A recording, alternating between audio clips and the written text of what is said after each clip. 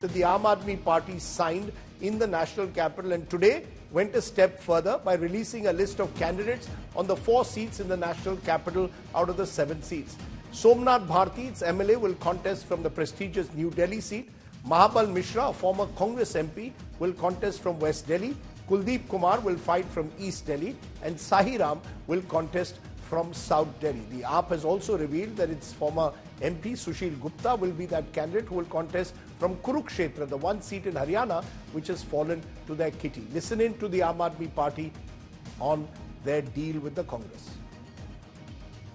हमें पूरा भरोसा है कि जो चारों सीटें आम आदमी पार्टी लड़ रही है, ये चारों हमारे प्रत्याशी आने वाले कुछ दिनों में इस देश की संसद में, इस देश की लोकसभा में जरूर पहुंचेंगे। देखिए, सबसे महत्वपूर्ण क्राइटेरिया ये रहा कि कौन ऐसे लोग हैं जो अपने एरिया में जाते हैं, एरिया में रहते हैं, पब्लिक की सेवा के लिए हमेशा अवेलेबल रहते हैं।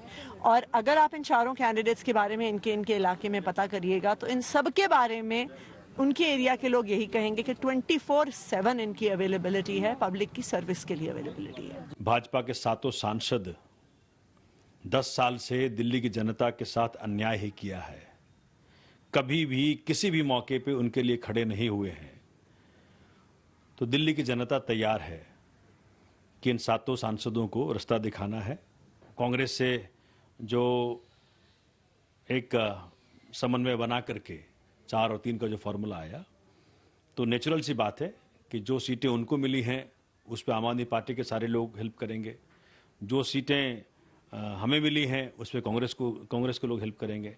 क्योंकि इस वक्त इंडिया अलायंस इंपॉर्टेंट है, इस वक्त पार्टियां गौन है। Okay, so the battle for Delhi has been joined for the general elections. Preeti Chaudhary, 4 seats that the AAP is going to contest. But when we look at 2019, the BJP dominated Delhi. They won more than 50% of the vote. AAP and Congress were way behind. Even collectively, they can't match the BJP strength. So when the when the AAP now puts up these candidates, do they really go into this election with any sense of hope that there are any of these 4 who can actually take on the BJP juggernaut? Well, you know, Rajdeep, if you hark back to 2019, the BJP at that time had a 56% vote share. The Congress stood at 23% and the Aam Aadmi Party 18%. Club Aam Aadmi Party, Congress together, they don't stand a chance even with the BJP. Many suggest go back to 2014, where even though the BJP swept all 7 seats, at that point of time, the vote share of the BJP was 36%. And that is where most senior leaders from the Aam Aadmi Party and Congress you talk to, they said that we are going to go by that formula because that works best. But those were different times. You had an Arvind Kejriwal who was fighting against Narendra Modi. You had the entire bench strength of the Aam Aadmi fighting this election. 2 things to look into it in, Rajdeep. Is this a list that makes the Aam Aadmi Party cadre feel excited to go out and rally? I'm not saying, you know, these candidates are not good. 3 of them are actually sitting MLAs. Who has the strongest chance? I would think, in all probability, the West Delhi seat, Mahabal Mishra, old Congress warhorse, now coming into the Aam Aadmi Party. The caste combinations are such in West Delhi that if the Congress and the Aam Aadmi Party, because he'll get the support of the Aam Aadmi Party because he's Aam Aadmi Party now, he knows the internal workings of the Congress because he's always been a congressman. And the Aam Aadmi Party would, I think, peg him right on top to win this seat for the alliance. But 2019, you had fielded the likes of Atashi, Raghav Chadda, you know, known big faces. You would put them to test, you know, whether they'd be able to make it or not. They both lost the election. This time around, there was a sense that maybe, you know, they should have put in, you know, there was also talk at some point of time that will Arvind Kejriwal fight this election with all that he's going through? Should he not fight from New Delhi? You know, because that's his constituency, he's nurtured. So all of that's not happening.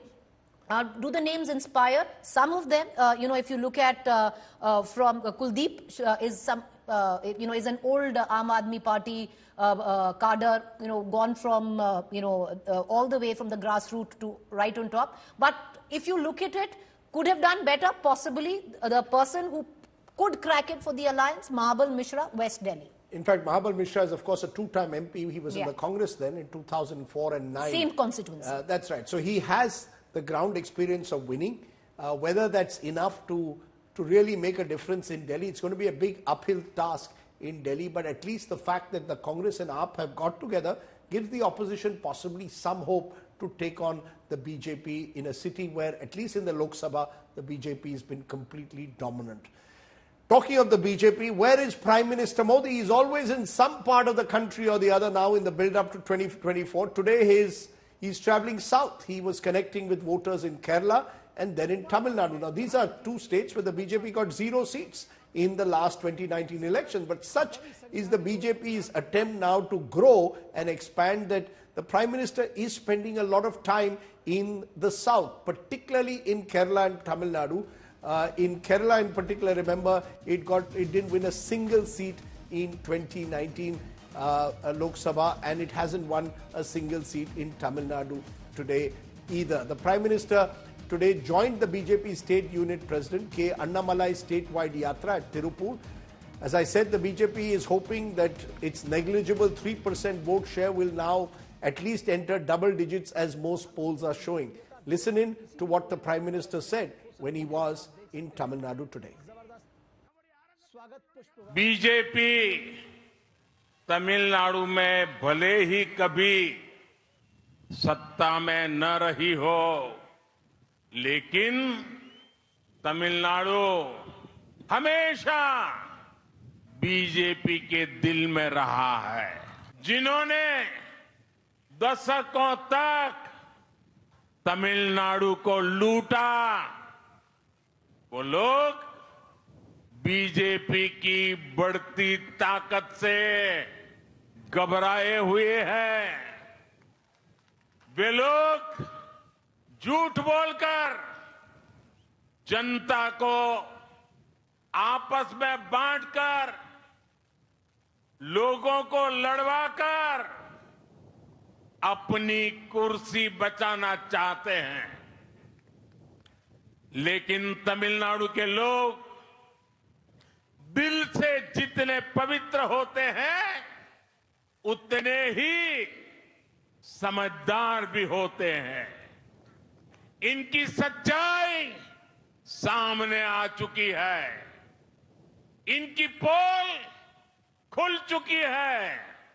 इसलिए अब तमिलनाडु के लोग BJP पर भरोसा जता रहे हैं। आज जब मैं तमिलनाडु आया हूं, तो आदरणीय एमजीआर जी को भी याद कर रहा हूं।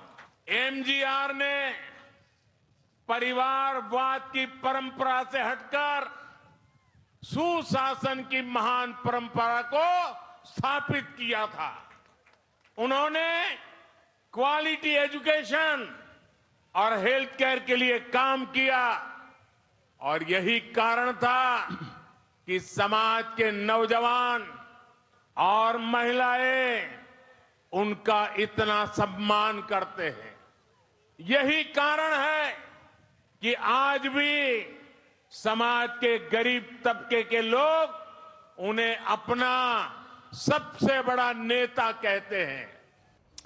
So the Prime Minister in Tamil Nadu, a state where the BJP won 0 seats last time. Can anything really change? Joining me now, Sumant Raman joins Preeti and me, political analyst, joins me from Chennai. Sumant, the Prime Minister spending an unusual amount of time in Tamil Nadu. This is his 4th visit in the last few months.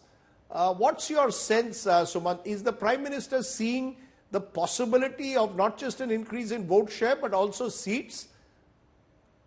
I think Rajdeep, certainly the Prime Minister is seeing an increase in vote share. On that, I don't have an iota of doubt.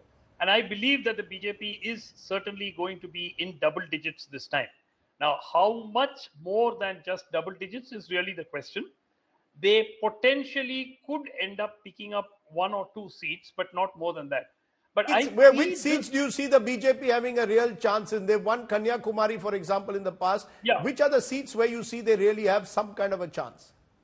The BJP fancies its chances in a few seats, and I will tell you Kanyakumari is certainly one of them. The second seat where they fancy their chances is a seat called Ramanathapuram, where both the AIADMK and the DMK front are likely to field Muslim candidates, and the BJP hopes that there will be a counter consolidation which will help them do well. There is the third seat is Coimbatore, where I don't expect them to win, but they're certainly going to poll a very significant percentage of votes. So there are about 4 or 5 seats in southern Tamil Nadu. Tenkasi is another seat where the BJP expects to do well. Southern and western Tamil Nadu, they are expecting to poll in the region of high teens, maybe in a few places to reach the 20% mark. But outside that area, I can't see them win anything. And whose vote, Sumant, are they taking? The AIDMK clearly has been in disarray, some disarray in the last couple of years. Is that the vote trying to occupy the opposition space for starters and then build from there? Yeah, some of the regional channels and magazines have been doing these kind of surveys. And the surprising information which came out from that is there is vote from the AIADMK which is going to BJP, which is known. Everyone sort of anticipated that. But surprisingly, the BJP is able to take some of the anti-incumbency vote of the DMK, from the DMK, because there is a fair amount of anti-incumbency. It's not a wave, but there is a significant anti-incumbency against the DMK government. And had the AIADMK and the BJP not broken up, that they could have really made a significant impact had they been together in this election, and the Prime Minister very cleverly praised MGR and Jayalalitha during his speech. So that basically was telling the AIADMK voter, hey, we are an option for you guys to vote for as well. Okay, so while we are looking at the Prime Minister, Preeti, Rahul Gandhi at the moment is in Cambridge. He's taken a 5-day break from his yatra, and you just have to contrast in a way the manner in which the BJP is systematically targeting these 161 seats where they came second or third last time, or in Tamil Nadu, in a few seats probably ended up even fourth, lost their deposits. But they're still willing to go the extra mile, be it in Kerala, where today the Prime Minister rather grandly announced that the BJP will win more than 10 seats, extremely unlikely. But the very fact that he's choosing to enter the south in the manner that he is suggests that the BJP is sensing the opportunity at least to increase vote share, even as the Congress today, as we saw in Himachal Pradesh, could well be losing out on yet another state government. What does it say at the moment about the state of the two main parties in this country? Splitting image, if you look at it, at one side you have the Bharatiya Janata Party. Rajdeep, you tell me, in the last 1 month, every other day you've had the Prime Minister in the south of India, the south of the Vindhyas, every other month, be it temple hopping, be it announcing rolling out SOPs right before the Model Code of Conduct kicks in. So in that sense, the BJP is going all out, and they do understand that if they need to get any which way closer, it might be a psychological number for some, but the BJP seemingly is believing it. If they need to get it to 370, then they need to capitalize and actually make good in, in constituencies like Tamil Nadu, in, areas like Kerala, where they might not maybe convert this time around, but with what at least the kind of, our reporters are telling us on ground, that there is traction. And if you look at the recent surveys, from 3% in 2019, I haven't seen a single survey right now that is pegging the BJP in single digits anymore in terms of vote share where Tamil Nadu is concerned. So clearly there's something going on there for the Bharatiya Janata Party. Will they be able to, milk it, capitalize it and convert it into votes? That remains to be seen. But interestingly, a final word from you, Sumant, because Atal Bihari Vajpayee, way back in 1999, I think in tie-up with the DMK, BJP had won 4 seats then, which was probably their best Lok Sabha performance. So it's not as if the BJP hasn't won seats in Tamil Nadu. If there was one reason that you would attribute to this rise in the BJP, is it the Modi factor? Is it anti-incumbency, as you pointed out, against the DMK, or just the opposition space vacating? Which is that one big factor? Is Modi as popular in Tamil Nadu, or is he more popular now than he was 5 years ago?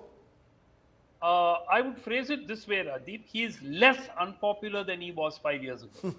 5 years ago, there was virtually an anti-Modi wave in Tamil Nadu, which gave the DMK front, 38 out of 39. Now that seems to have sort of receded a bit. The second very important point is that the BJP has moved, it has pivoted very smartly to, to capitalizing on the fact that the AIADMK does not have a strong leader, and the fact that Mr. Edapadi's appeal to the youth in particular is quite limited. So they brought in Mr. Annamalai, who's not even 40 yet, and he appeals to a number of the the crowd that's in colleges and so on, and the younger crowd roots now significantly for the BJP. The third important point is the focus on southern Tamil Nadu. Southern Tamil Nadu tends to have a sizable population of minorities. 2 districts have very, very high Christian population, 3 districts and 1 or 2 districts have a significant Muslim population. And the BJP is playing its cards very smartly in these areas. Right. If you see an opinion poll yesterday, actually gave them close to 20% in southern Tamil Nadu. So in southern Tamil Nadu, I think, is a combination. So you're saying southern Tamil Nadu is where the BJP is looking to make possible gains, if not in seats, in terms of vote share.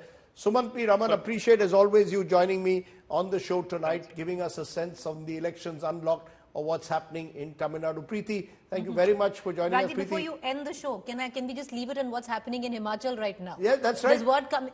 Yes, go ahead. There's word coming in that 16 MLAs of the 34 have asked the leadership, if that's the news that we're breaking right now, have asked the leadership to change the chief minister. 16 out of 34, you're saying, have asked for a change in leadership. Meanwhile, we're also told, Preeti, that Sairam, former chief minister of the BJP, along with BJP MLAs, will meet the governor at Raj Bhavan at 7:30 a.m. So, looks like there's plenty of storm.